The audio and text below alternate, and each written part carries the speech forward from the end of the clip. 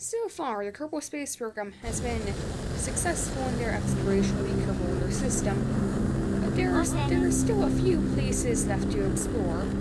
One of those is Jool.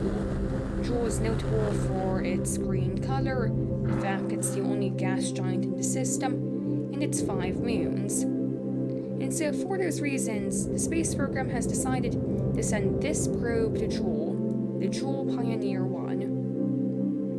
As you can see, it's already in orbit, and we're doing our carbon escape burn. And this is a multi-minute burn, as high velocities are required to get to Jool. Now, this probe uses solar panels due to issues with using RPGs, but it is found that even these gigantic solar panels provide very minimal electric charge all the way out at Jool. So we're about to complete our escape burn, and we're now flying away from Kerbin, correcting our trajectory as Jool's orbit is inclined around the Sun relative to Kerbin's. And there it is, Jool. Currently just a few green pixels. But just adjusting our trajectory because we don't want to spend fuel on getting a orbit around Jool.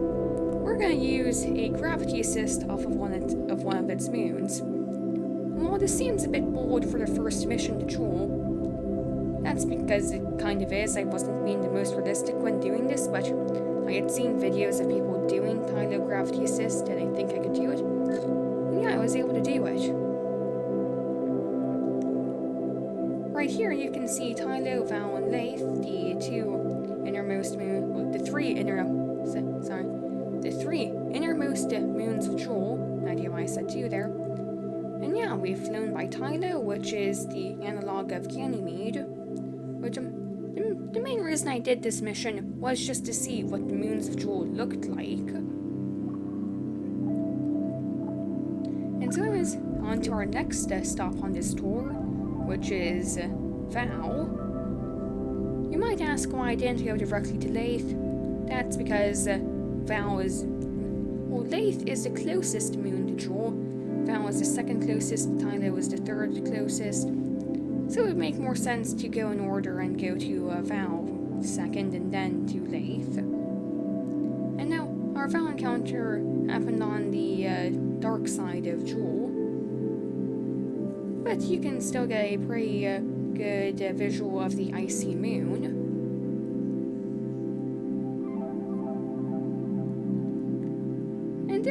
And though it doesn't look that interesting, it's still worthy of exploration.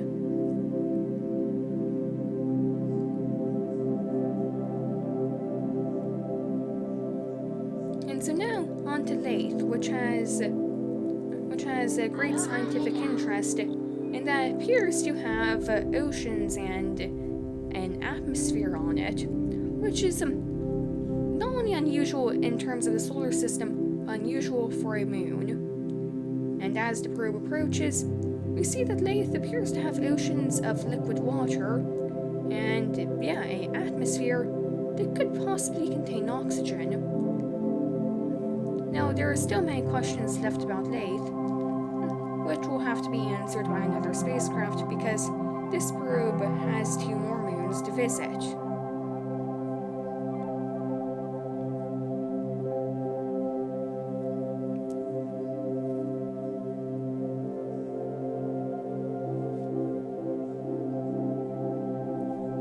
The next moon will be Pole, a small asteroid moon, a captured asteroid.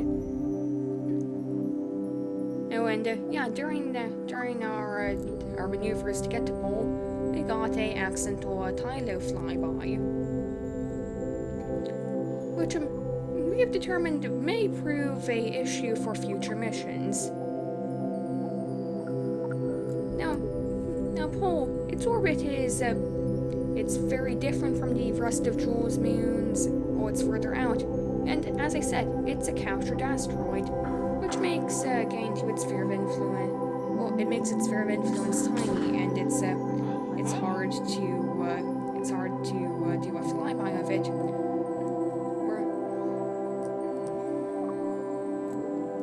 Excuse me. So our upper stage has run out of fuel, and we're now using a xenon engine, which probably wasn't the best idea for a Jool mission because, yeah, our solar panels provide basically zero electricity out here. But still, we're able to make it work. And so there it is, pole, a tiny yellow dot, and then we went to Bop. I skipped the orbital maneuvers because you've seen enough of those already. And well, it is the home of the Kraken, so not too surprising that we accidentally flew through it.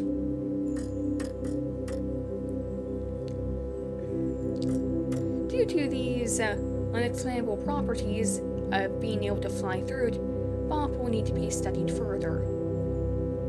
I realize this was a shorter video, but yeah, this is the start of a new series, Journey to Jool, where we will colonize and explore the Jool system. Anyways, thank you for watching. Please like and subscribe, and goodbye.